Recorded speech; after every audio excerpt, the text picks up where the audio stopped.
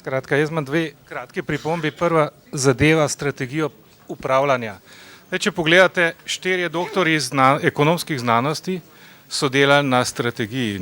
Začel je Križanič, nadaljeval Šuštaršič, nadaljeval je potem še doktor Čufer in zdaj imamo doktorja Mramorja, vsi bolj ali manj zelo visoko kotirajoči ekonomisti. Rezultat je seznam 15 podjetij. Zdaj jaz upam, da to ni rezultat omejenih sposobnosti slovenske ekonomije. Nekateri ekonomisti tukaj so že dokazali, da vidijo, slišijo in razumejo bistveno več, ampak nekdo ne jemlje slovenskega davkoplačevalca in slovenskega državljana resno. Strategija mora vključevati dve stvari. Prvi element je jasna vizija, ki mora po ustavi vključevati besedo blagostanje ljudstva.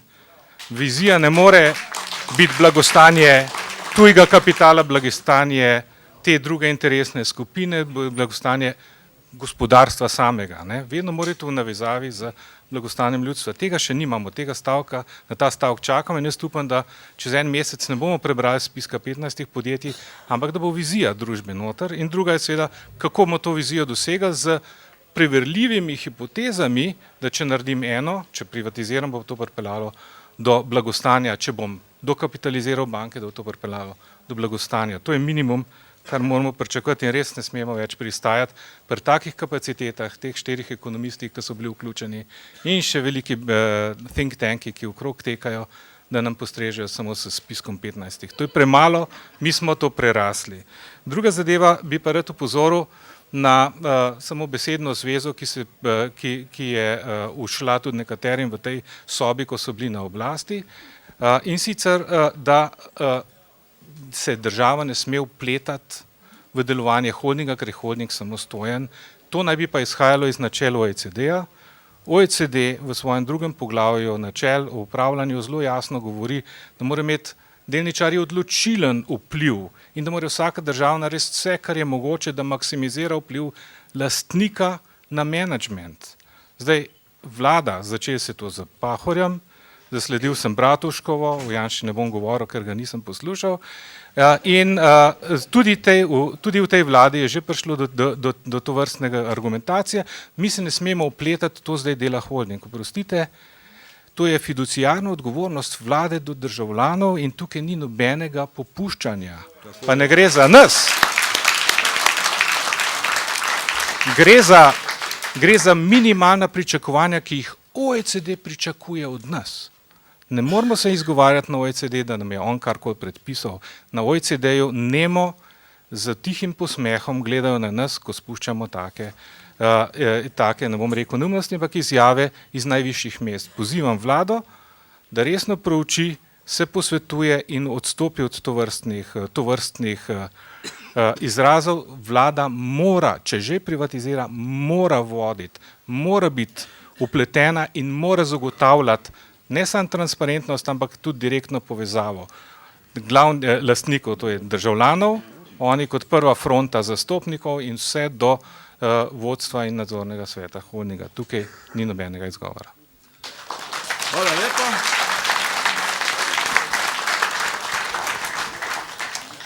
Gospod Sočan, mislim, da ni treba predstavljati Lojzeta. Hvala lepa. Ja, prav je, da ste to organizirali.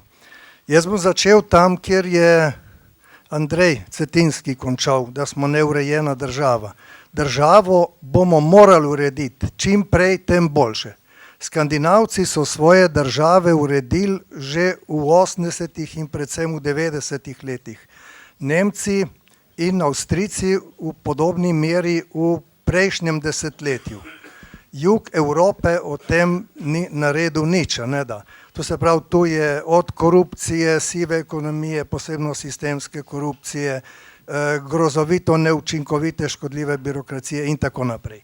Skratka, tole moramo urediti in seveda treba je urediti tudi finance, ne da spraviti ta nesrečen proračunski primanjkljaj po 3%, da bomo tudi po teh formalnih kriterijih normalna država, namreč po velikih tiskanj denarja v ZDA in Evropi se tudi Evropska centralna banka na to pripravlja in jaz računam, da bo kapital po dosti ugodnih pogojih in to je tudi, moram ponovno povedati, da je tu zlato pravilo nesreča in tudi neumnost, ne, da če bomo imeli dobre programe, da se ne bi smeli zadolžiti, je to škoda. No, drugo, kar pa moram reči pri tem, ne, da ne več, kar so tudi pogajanja pokazala, na zmanjševanju sociale, zdravstva, šolstva, univerze, razvoja. V korupciji vseh vrst, sivi ekonomiji in tej birokratski nesposobnosti so ključna sredstva, ki jih lahko tule pridobimo. No, jaz bi še dve zadeve rad omenil. Ena stvar je, kakšni so svetovni pogoji. Ta plenilska neoliberalizacija v svetu je pravzaprav v veliki meri kaznovala njene glavne nosilce, ZDA in Veliko Britanijo. Velike ZDA pred 15 leti so imele lani 139 milijard deviznih rezerv, Kitajska 3500 milijard, BRICS države nad 5000 skupaj. Zdaj, tisto, kar je še bolj pomembno, v teh novih državah, vključno z dinamičnimi Turčijo in tako naprej, je nastalo v manj kot 10 letih nad 1000 multinacionalk na tehnološko-inovacijski osnovi in to je tisti potencial tega sveta, ki nastaja. Slovenci imamo tu možnost za enih 20, mogoče 25 takih multinacionalk. No, potem da rečem še to, vendar ameriška država, da bi se ubranila nakupu Kitajcev in tako naprej, je v zadnjih 8 letih ne samo tiskala denar, ampak tudi omogočila, da je 500 njihovih največjih multinacionalk lahko kupilo za okrog 7000 milijard dolarjev svojih delnic, da bi jih Kitajci in drugi težje pokupili. Predvsem na področju informacijsko-komunikacijskih tehnologij, hrane, financ in farmacevtike. To, kar Slovenija zdaj v prvi vrsti razprodaja. Je konc? Ne. No, ja, čas je hudič. No, tisto, kar bi še hotel reči to, da Slovenija ima pomembne potencijale. Poglejte, manj kot 40% potencijala našega gospodarstva ustvari izvoz na prebivalca per capita, ki je okrog 16 000 dolarjev. To je majčkeno manj kot Nemčija in Avstrija, približno toliko kot Finska, dvakrat več kot Italija, Španija, Portugalska in tako naprej. Skratka, to ni sam izvozni, to je tudi tehnološki potencial. Slovenija in Estonija sta najbolj prepoznavni inovativni državi.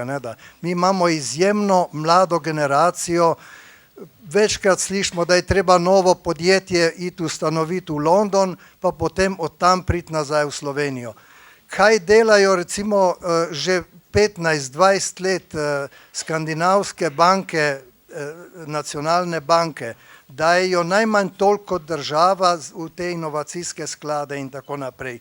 In tu se ustvarja osnova za eno široko podrast visokotehnoloških podjetij. No, in mislim, da mora tu država tudi s svojimi garancijami kaj narediti, seveda banke pa tudi lahko kaj več naredijo, posebno na tistem področju, kot so izolacije, les in tako naprej. Skratka, Slovenija ima dobre osnove. No in zadnja misel, mogoče samo še tole, jaz mislim, da je to državo, prvič jo je treba in mislim, da jo je mogoče spraviti v red. Mramor mora počistiti s temi finančnimi zadevami Cerar mora počistiti pa z luknjanimi zakonami, ki dopuščajo korupcijo, s korupcijo in razgnati večino skorumpirane birokracije iz svojih in vseh uradov od države do lokalne ravni. Hvala. Hvala lepa.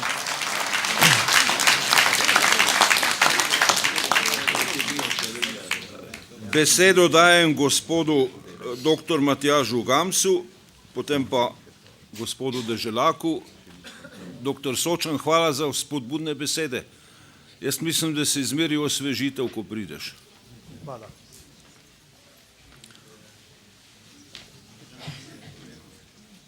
Kje?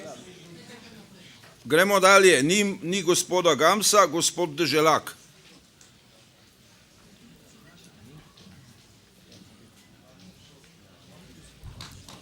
Miro.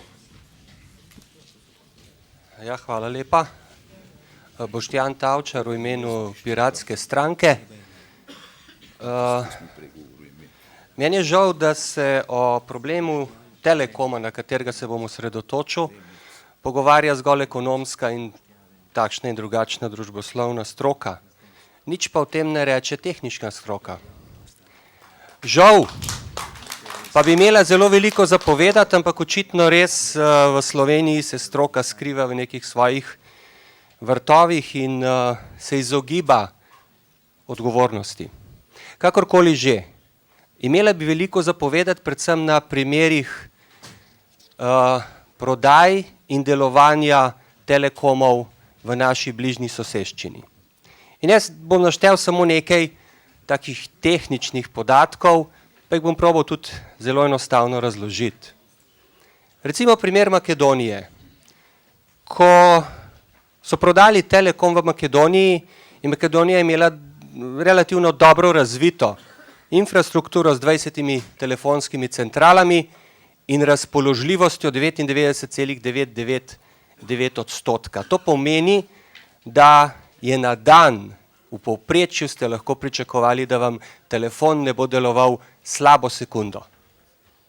Danes sta dve centrali, tako imenovana multimedijska platforma, to je sicer zelo lep celofan, v katerega je zavita nova tehnologija, ampak pozor, ta platforma deluje z 99,65% razpoložljivostjo, kar pomeni, da v povprečju lahko pričakujete, da vam telefon ne bo deloval 5 minut na dan.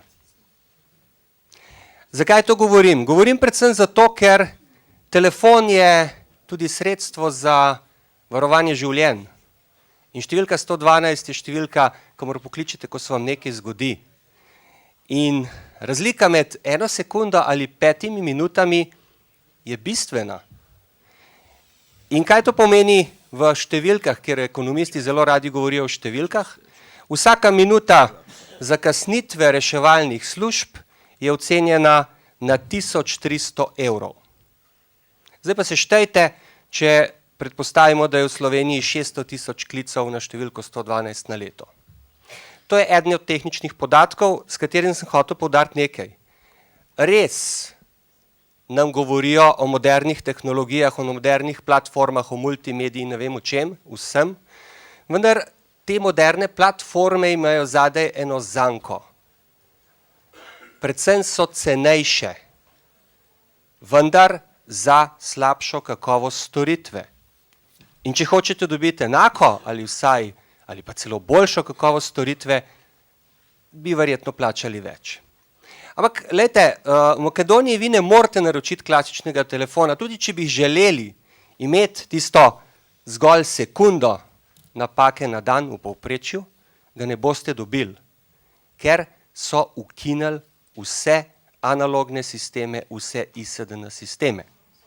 Ampak lahko ga dobite v Nemčiji, brez težave, če smatrate, da želite večjo kakovost.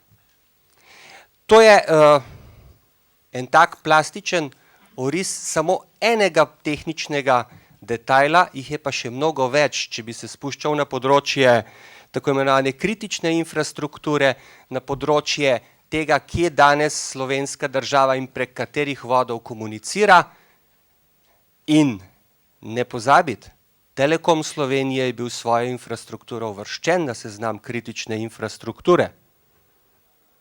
Ali bodo tujci upravljali našo kritično infrastrukturo in ali jo bodo upravljali brez, da bi zato Slovenija sprejela kakršnokoli strategijo. Jaz tega nisem nikjer zasledil, niti ne znam na to odgovoriti, ker strategije preprosto ni. Jaz bi še, bi lahko še naštel kar nekaj teh podrobnosti, pa mislim, da ne bom kradel, mislim, da ni dostojno, da bi kradel čas drugim, zato kaj več v pisni obliki na spletni strani Piratske stranke. Hvala lepa.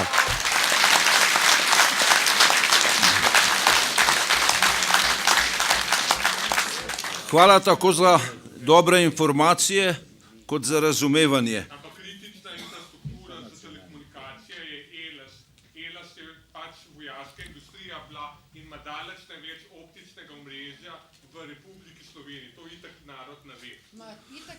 Dobro. Kako je prej rekel, on kolega je rekel, peva ven, pa se va zunaj pogovorila. Ja, vem, ampak a bomo odprli to temo? Jaz mislim, moramo iti naprej po tej vrsti, razen če vi želite, da se spustimo v telefonsko računalniško tehnologijo. Tako je. Imamo tu zdaj zaporedje gospoda Mateja Jemca, Petra Glaviča, Kristjana Verbiča in Marjana Polšaka. Bogdan Biščak se je odrekel razpravi. A lahko kar prosim? Matej Jemeca, ne? Ja.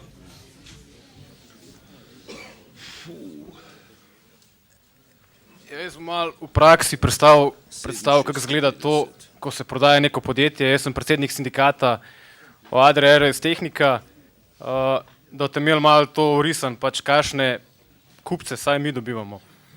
Jaz sem bil novembra povabljen na sestanek z lastniki, kjer sem nam predstavil, v kateri fazi je prodaja. In jaz sem na tem sestanku prosil, da nam povejo, a bojo imeli v načrtu, da sprejmejo kakšne zaveze do zaposlenih, pa glede neke strateške razvojne usmeritve podjetja. Strani Aerodroma sem dobil odgovor, strani Skobirja, da je za njih glaven faktor samo cena. Razumem pa, so zaseben kupec, pač Aerodrom hoče prodati svoj delež v Adria Tehnika in potem sem se obrnil še na PDP, ki je večinski lastnik Adria RS Tehnika, kjer je lastnik država in sem jih zaprosil pač v državnem interesu in v našem interesu in po moje, da se ohranijo zaposlitve, da se najde nekega strateškega kupca, ki bo vlagal v razvoj, ki bo vlagal v zaposlene in bo poskrbel za nek dolgoročni obstoj tega podjetja. Dobil sem enak odgovor. Pač. Rekli so mi, seveda bolj lepo, da če bi oni sprejeli kakršnekoli zaveze do zaposlenih ali pa do kakšne razvojne strategije podjetja, bi bila to nedovoljena državna pomoč.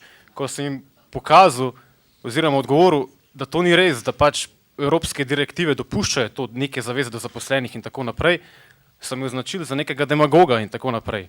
Hvala Bogu, sem pravnik, da saj poznam malo te zadeve, da sem jim lahko kontriral, ampak hočem predstaviti to, da država, kjer prodaja svoje stvari, se ne obnaša kot nek odgovoren prodajalec, ki išče najboljšega kupca, ki bo vlagal v razvoj, ki bo poskrbel, da se podjetje ne bo razprodalo, ampak je njihov glavni cilj oziroma kriterij cena. Oni se zgovarjajo, da je pač to drugače ne more, ker to ne deluje državna pomoč, ampak mislim, če bi se malo bolj poglobili in če poslušamo besede določenih politikov, tudi Pahorja, ki pravi, da bi mogla biti glavna usmeritev pri prodaji, da najdemo neke strateške kupce, no v praksi pa čisto nekaj drugega.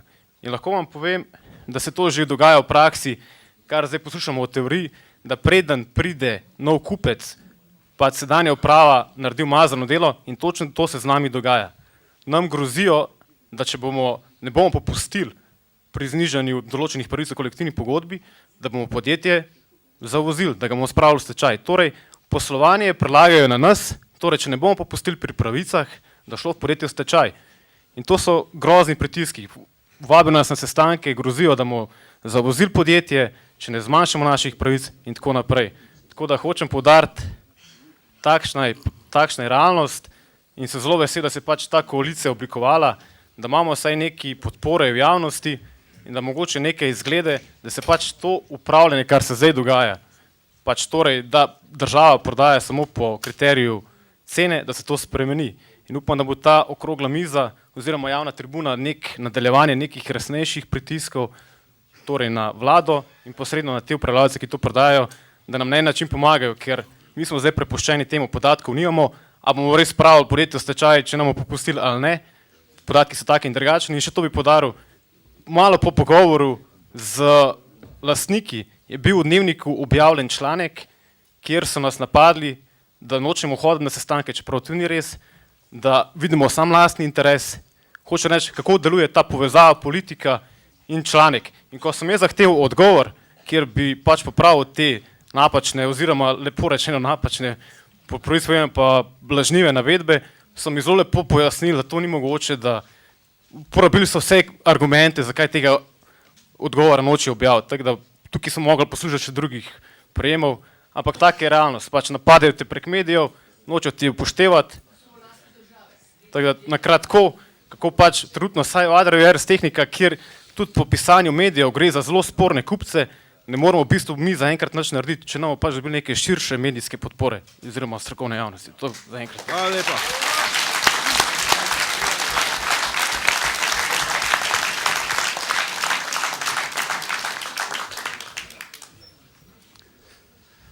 Peter Glavič, prihajam v imenu civilne iniciative razlaščenih delničarjev Nove KBM. Torej, enkrat nekdo, ki so mu podržavili zasebno premoženje. Tudi to je zadeva, ki je zelo škodljiva. Vi boste slišali, brali v časopisu, v dnevnikih, po televiziji, kako rabimo tuji kapital. Domačega je pa treba uničiti. Začeli so z nacionalizacijo družbenega premoženja, potem so uničili sklade Proficija Dadas, potem so uničili sklade Zvon in NFD in potem so v 6 bankah uničili vse zasebne lastnike. Ko smo študirali te zadeve, smo ugotovili, da je bilo to določilo že v ZUKSB-ju leta 2012. Torej ni res, da bi to komisija leta 13. 1. avgusta zahtevala. Vemo, da je bilo septembra 13 še 246 milijonov kapitala po mednarodnih računovodskih standardih in z posebno kontrolo še ene mednarodne revizijske hiše. Potem pa so pripeljali prijatelje iz Evropske komisije in te so potem postavili nova pravila in razvrednotili to premoženje. Kljub temu je bilo 18. decembra še 592 milijonov kapitala v Novi KBM. Zato so šli v novo razlastitev, ki so jo naredili do februarja in so zato zamudili z končnim poročilom za leto 2013 za en mesec. Torej, ko človek spozna vse, kaj se je dogajalo tu, potem ti grejo lasje po koncu. In to so naši uradniki v finančnem ministrstvu že septembra leta 2013 dobili ukaz iz Evropske komisije iz 7. nivoja, če to je Barozo bil na vrhu, potem na 7. nivoju so jim dali direktivo, da morajo ustvariti negativo in to točno toliko, da razlastijo delničarje in pa še tiste podrejene obveznice. Zdaj, kako je potekalo, nimam časa povedati, ampak na DUTB so odnesli podjetja A, B in C, ne pa slabih terjatev in prenesli dvakratnik zavarovanj. Jaz sem razložil to v časopisju na primeru Letrike, kjer so, ko je bila borzna cena 33 evrov na delnico, to prenesli na DUTB za 10,5 evra.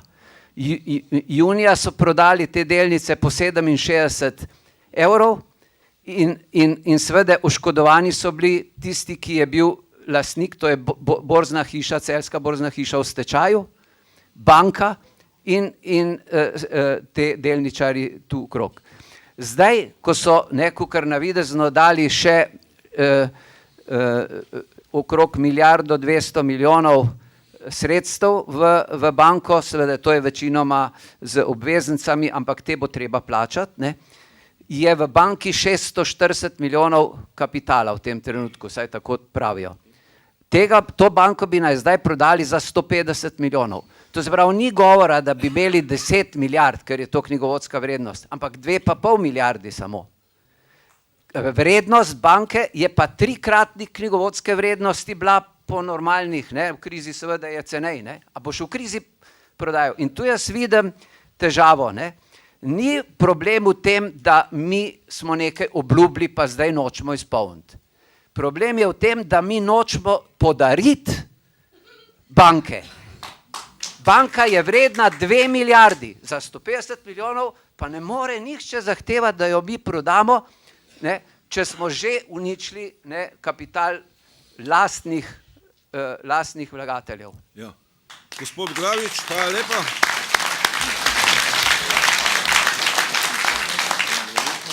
Imamo še 3, potem pa naredimo drugi res, in sicer imamo tu še gospoda Kristjana Verbiča, imamo namest Biščaka gospodja Boštjana Remica, takoj dogovorjeno, in zaključimo z gospodom Polšakom.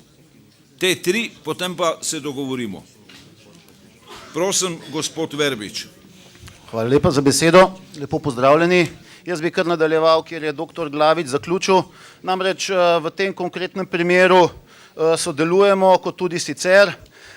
V Vseslovenskem združenju malih delničarjev smo v 10 letih od ustanovitve vzpostavili precej načinov, mehanizmov, s katerimi se skušamo upirati lastninjenju, ki je škodljivo. Izkaže se, da lastninjenje, ki je škodljivo za male delničarje, praviloma škodljivo tako tudi za delavce, kot tudi za podjetje in širšo skupnost. Kar pomeni, da ustvarjanje slike, da sta kapital in delo v takšnih primerih na nasprotnih straneh, je namerno zamegljevanje dejanskega stanja. Tako kot ko je govora recimo o nacionalnem interesu, pristaših in nasprotnikih in podobno. Gre tudi v primeru, ki ga je recimo dr. Glavič opisoval, za stanje, torej zgodbo Nove kreditne banke Maribor, kjer se je namerno vzpostavilo nezaupanje, po našem prepričanju, med državljani, med tistimi, ki bi lahko bili, in jaz sem prepričan, da bi bili to najprimernejši in najboljši lastniki, če se že lastnini državno premoženje. Nenazadnje to izhaja iz nekdaj skupnega družbenega premoženja. In če država prodaja, naj najprej vendar ponudi svojim državljanom pod ustreznimi pogoji. In naj ti postanejo odgovorni lastniki in delničarji. Seveda, da bi se temu izognili spričo interesa preko slej dejanskega nasprotja, torej najbolje rečeno vele kapitala in korporacij vizavi socialni državi, je bilo vzpostavljeno, preomenjeno, sistematično vzpostavljeno nezaupanje med tovrstnimi individualnimi investitorji, lastniki, državljani. Ta postopek je potekal recimo najbolj očitno na primeru Nove kreditne banke Maribor kot delniške družbe z največ delničarji. Spomnite se, pred 7 leti je bila ponujena privatizacija lastninjenja državljanom. Blizu 110 tisoč državljanov, torej teh, ki bi bili očitno pripravljeni in so zmožni financirati nakupe lastniških deležev v slovenskih podjetij, se je na to odzvalo. Kaj se je z njimi zgodilo in kaj se je zgodilo z njihovim zaupanjem in kaj se je zgodilo s tovrstno klimo v Republiki Sloveniji? Glejte, po našem prepričanju in števila dejstva govorijo o tem, to ni naključje. Ustvarilo se je nezaupanje, s katerim se danes soočamo, da enostavno nimamo možnosti slovenskih 10 milijard, po nekaterih ocenah celo 30 do 40 milijard evrov, ki so ali na tujih bankah ali v kakšnih domačih varnih zavetih, nogavicah in podobno, investiralo v to, da bi se reševalo in odgovarjalo na tiste izzive, ki jih danes naše gospodarstvo dejansko ima pred seboj. Torej, da bi se prelilo ta sredstva na ustrezen način jih aktiviralo. Ne, raje se zadolžujemo pod neugodnimi pogoji v tujini. V čigavem interesu je to? spet tistih istih, da se torej ta sredstva, za katere se zadolžimo, v bistvu prenesejo skrivoma nazaj iz centralne banke oziroma Banke Slovenije na Bruselj oziroma na Evropsko centralno banko pod ničelnimi obrestnimi merami oziroma pod neprimerno slabšimi pogoji, pod katerimi so bila ta sredstva pridobljena. Če se vrnem samo še za zaključek na primer nove KBM in s tem v zvezi poziv in zadovoljstvo nad organizacijo tovrstnih javnih tribun, da je seveda v zvezi s tem potrebno natančneje pogledati v dogajanja. Tudi ocena recimo tovariša Meseca, da je finančna luknja reda 3,7 milijarde evrov ne drži. Ta ocena je bila, kot je deloma predstavil dr. Glavič, dejansko ustvarjena po skriti metodologiji, skritih kriterijih, do katerih še vedno ne uspemo priti in so varovana kot največja možna skrivnost strani seveda tistih, torej na ravni ali Banke Slovenije ali tistih, ki so s tem v zvezi ključni predstavniki na ravni Evropske skupnosti in svetovnih asociacij strani Slovenije, da po tej plati seveda očitno ne delujejo v skladu z interesi te skupnosti, ampak preko slej koga drugega in pa seveda morda lastnih, v nekaterih primerih očitno sinekurnih zaposlitev in služb v tujini. Hvala lepa.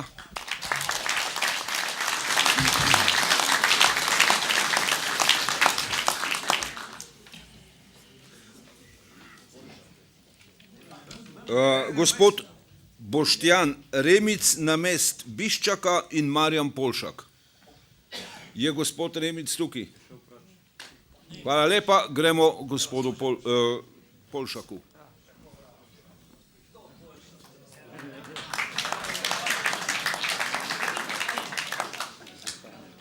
Torej, ideje smo povedali, napisane so bile, strinjamo se. Tisto, kar je potrebno, jaz bom govoril samo praktične stvari in bo ratalo v 4 minutah. Prva stvar, jaz predlagam, da ugotovimo in s tem, kar ugotovimo, našo politično voljo razglašamo, da ustanavljamo gibanje Državljani proti razprodaji. A se konstituiramo ali ne? Je večina za to? Ja kažem, ste proti? Povejte, ste proti? Niste. Torej s tem, da smo ustanovili gibanje Državljani proti razprodaji. In tu, kar bom čital, sem si napisal, ker jaz na pamet ne znam tako odlično govoriti, ampak vas lepo prosim, da me poslušate. In lahko bi bilo tudi drugače napisano. In bom zdaj povedal, mi, gibanje Državljani proti razprodaji, postavljamo naslednji ultimat predsedniku vlade Republike Slovenije Miru Cerarju. To predlagam. Naj javno jasno razglasi spremembo sedanje vladne politike v politiko obrambe pred neoliberalno propagando ter ustrahovanjem tujega kapitala in domačih špekulantov ter prepreči prodajo Telekoma. Sicer bo koordinacija gibanja Državljani proti razprodaji. To je ta koordinacija. Mi zraven, vse zraven. V vseh slovenskih občinah organizirala občinske odbore gibanja Državljani proti razprodaji za tedenske demonstracije pred vladno palačo, vse dokler Cerar in njegova vlada ne odstopijo ter se zgodijo predčasne volitve. Zdaj, logistično. Prvič jaz smatram, s tem smo ustanovljeni. Če smo strahopetci, smo vrli v mačko. Jasne. Zdaj, logistično gledano. Logistiko imajo sindikati in ni tukaj, tam zati je vodja enega sindikata, še zmeraj je prisoten. Poslednji je šel, pa ZDUS ima logistično mrežo Slovenije. Oni ne vzpostavijo logistično mrežo, ampak ime je gibanje Državljani proti razprodaji. Zaradi mene je lahko tudi Združena levica, ki ne vem, koliko vas je še tukaj, ampak vas je bilo precej, je lahko tudi udarna pest, ampak ime ne sme biti tako. Zakaj? Zaradi tega, ker mi moramo združiti vse, tiste, ki so proti razprodaji, ali se imajo, njih imajo za levičarje, desničarje, sredince, ali za nič od tega, karkoli. Treba je združiti vse sile, to je treba razumeti, da ne bo slučajno Združena levica delala iz tega političnih točk. To ni prav. Mi gremo za zmago, mi moramo preprečiti prodajo Telekoma, ustaviti Mira Cerarja in tako naprej. Zato, bi rekel, na koncu enostavno povem, naj živi naš boj proti kolabrantom in izdajalcem. Naj živi naš boj! Naj živi naš boj za slovensko samostojnost in neodvisnost.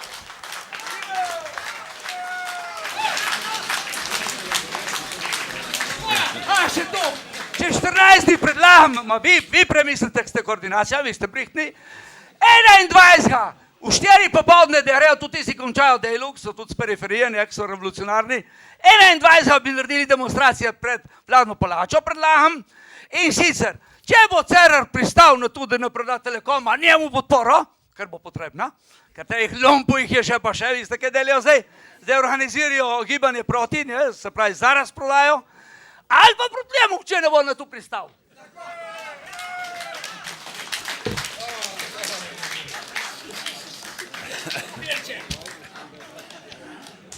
Hvala lepa.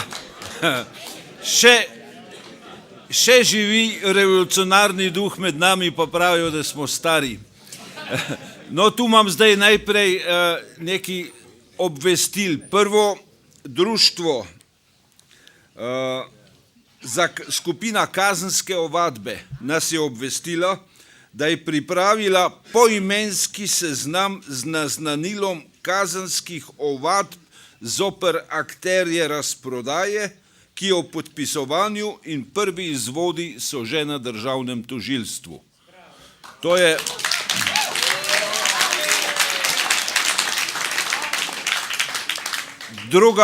druga informacija v tej skupini državljani proti razprodaji, ki je bila zdaj tudi formalno potrjena, da tako rečem, je dogovorjeno, da se teh 10, takrat bo verjetno že 12.000 podpisov ali še več, te peticije dr. Mencingerja izroči javno naslednjo sredo dopoldne predsedniku vlade in predsedniku parlamenta. To je zdaj načrt. Podpisi bojo sprintani, mi bi radi to stvar njih naprej obvestili, zato da se jim res izroči, ne da izročimo to vratarjem. Zato je zdaj zaenkrat ura in datum sta načrt. Bo javno obveščeno, kdaj, kje, kako, ampak mi trdno verjamemo, da se bomo dogovorili, da bo to naslednjo sredo ob 10. uri. Tretje obvestilo. Mi bomo neke vrste sporočilo, ki izhaja iz vseh vaših nastopov in ki je zelo jasno, posredovali začetku naslednjega tedna predsedniku vlade in zahtevali odgovor. In sklicali bomo koordinacijo tega gibanja, ki ga je zdaj gospod Polšak napovedal, koordinacijo tega nosilce, ja, kar zdaj že teče, da ocenimo situacijo, tudi glede na to, kako odgovor pa te zadeve in se dogovorimo o naslednjih zadevah. Mislim pa, gospod Polšak, to, kar ste napovedal, prej ali slej sledi vladi, ki ne razume volje svojih državljanov. Toliko takih.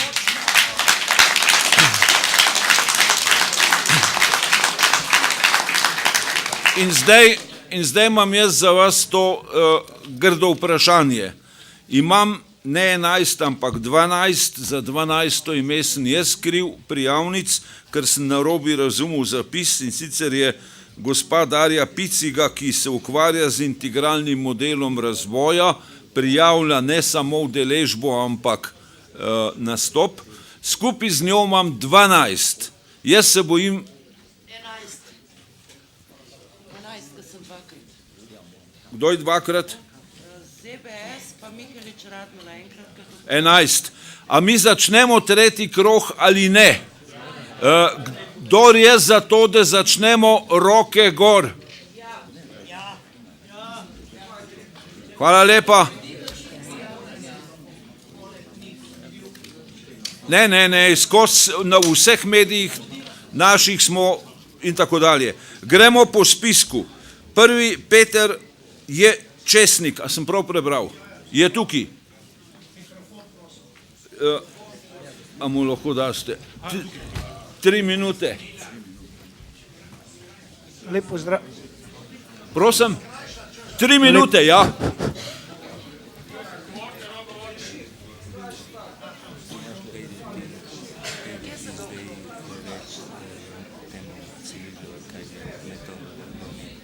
Ja. Alo, se me sliši. Lep pozdrav sem skupaj, moje ime je Peter Česnik.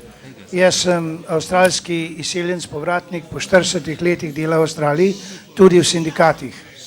Stvar, ki jo jaz primerjam v slovenskem akvariju in avstralskem oceanu, je do neke mere podobna. Leta 1971 se je začela masovna privatizacija v avstralski gospodarski sceni. Prva stvar, tako senat kot spodnji dom so bili odločni politiki, ne glede na barvo, vero in ostale stvari v parlamentu in v senatu, da država obdrži 50,9% in tujec dobi 49,1%. To je bil predpogoj in na ta način se je privatiziralo kar precej. Privatiziralo se je ogromno privatnih farm, tako da glavna živilska produkcija v Avstraliji je v rokah Kitajcev in Združene države Amerike. Vendar politiki od časa do časa niso videli ljudi, strateških potreb države in socialnih potreb ljudi in so delali tako, kot delajo naši na Šubičevi. Zelo čudno. Vendar sindikati, in tukaj moram gospoda Semoliča frkniti, ker 20 let smo v razvoju in mislim, da smo kot Lazar, ki hodi v rikverc. In kaj so avstralski sindikati naredili? Prišli so kot zveza sindikatov do bančnih sindikatov in so rekli, vsi poslanci in senatorji imajo tekoče račune in visoki javni uslužbenci kot sekretarji. Rezultat je bil, da ti ljudje niso dobili nakazanega denarja na svoje tekoče račune. Dobili smo dobro zakonodajo in pregled in transparentnost. Pri nas pa te transparentnosti v naši incestoidni politiki manjka. Hvala lepa. Hvala.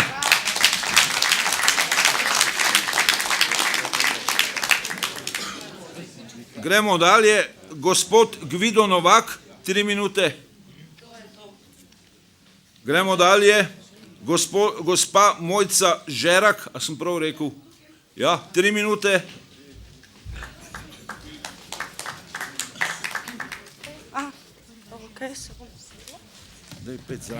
Dober večer vsem še v mojem imenu. Jaz bom v bistvu govorila kot predstavnica študentske Iskre danes. Bi pa v bistvu čisto za začetek sam še nekaj izpostavila. Danes je sicer naša glavna skrb privatizacija državnih podjetij, ampak mislim, da ena druga stvar, ki bi nas tudi mogla skrbeti, je pa to, da sem jaz danes prva ženska govorka. Glede na to, da smo tukaj že več kot 2 uri, sam tak, nekaj za v razmislek. Ja, ampak če se štejemo število pa lepoto, je zelo izenačeno. Okay. No, mi v Iskri smo se s privatizacijo do zdaj srečevali predvsem na področju študentskih organizacij. Med študentsko in državno politiko ter načinom upravljanja s skupnim dobrim pa lahko potegnemo veliko vzporednic in zato je v bistvu naš prispevek danes posvečen v bistvu ravno temu, da opredelimo privatizacijo kot proces, ki je bistveno širši in dosti bolj zakoreninjen v naši družbi, kot si radi mislimo.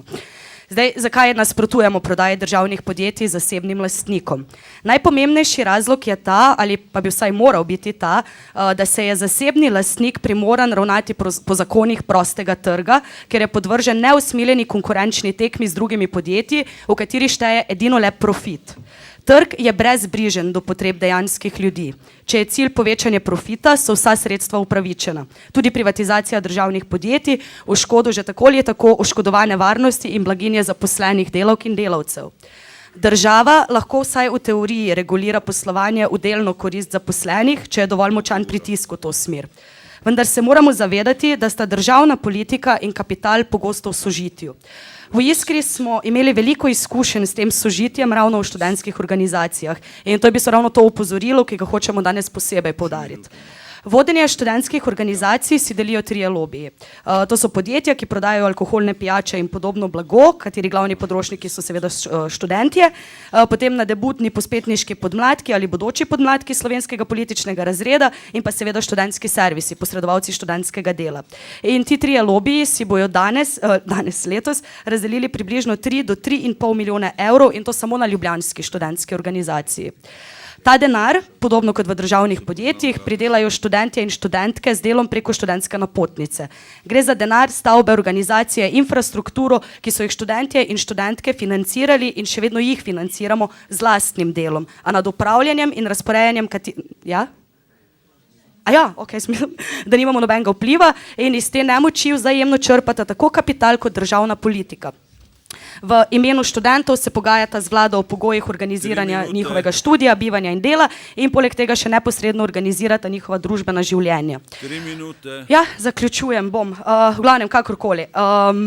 Ni to, kar hočemo povedati, je v bistvu to. Ni pomembno, a govorimo o državni, a govorimo o tuji lasti, a govorimo o privatnih oziroma državnih lastnikih, dobrih, slabih lastnikih. Največji problem je v tem, da pač nimamo nobenih delavcev in delavke v podjetjih nimajo nobenih vzvodov in možnosti za vplivanje na upravljanje teh podjetij, ne glede na to, kako dolgo tam delajo in pač, ja, a me prekinjate? Ja. A res? Ok, dobro, škoda. Hvala lepa. Jaz se opravičujem, ampak lejte, naš čas je od vseh. Andrej Magajna, 3 minute. Saj tak je ponavadi. Vse opozarjam in prekinjam. Se opravičujem. Koliko je ura? Ja, sem že začel. Kdo je pravi patriot? Tisti, ki poje na odmevih Slovenecem. Ne, predvsem tisti, ki se bori za suverenost, gospodarsko in za ohranitev naših resursov, ki jih imamo in jih moramo ohraniti. To je za mene patriot. Tako na kratko. Pred 2 meseci je bilo Kinodvor, verjetno ni bil nihče tam, nisem ga opazil tukaj, film o Angliji po vojni, Spirit of 1945, ne? Najava filma je bila pa zelo nerodna, ker se je začel z nekim slavljenjem tistega dogodka, osvoboditve. V bistvu pa govori o tem, da so takrat delali to, kar bomo mogoče mi čez 10 let. Ne? Nazaj so nacionalizirali promet, železnico, energetiko, zdravstvo, ki je bila že pred vojno odtujena. Ne? Ampak vidimo, da je dvoje vrst ljudi. Eni se nekaj naučimo, eni pa nič, ne? Iz zgodovinskih izkušenj. Ker pa zelo malo poznamo zgodovino, se to nam dogaja. Jaz sem v bistvu hotel nekaj vprašati gospoda Kovača, če še tukaj.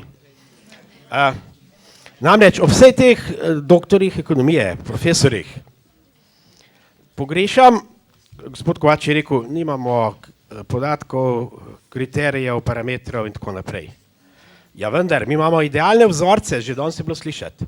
Imamo Lek, dobro posluje, imamo Krko, ki dobro posluje. Obstojajo izračuni, parametri, kaj imamo danes mi od Krke, kaj imamo mi danes, mislim Slovenija, državljani Slovenije od Krke, od Leka. Ne, vse je nekaj, ampak verjetno bistveno manj, kot če bi ostala ta država v naši lasti. Drug primer, Telekom, Hrvaški, je pa gospod Mesec že povedal, tu nimam kaj dodati, popolnoma jasna situacija. Dobro firmo prodajati, popolnoma nesmiselno, saj tu ne gre samo za stvar kupnine, tu ne gre samo za stvar tisto, kar pač z neko kupnino pokasiramo, ampak vse tisto sinergijo, ki v ekonomiji potegne za sabo. Andrej, 3 minute. Tako je. Se pravi, če dobim odgovor, bi bil zelo vesel od uvodničarjev, a so kakšni izračuni, ali delamo kot naša vlada na pamet, oziroma po nekih drugih kriterijih. Hvala lepa.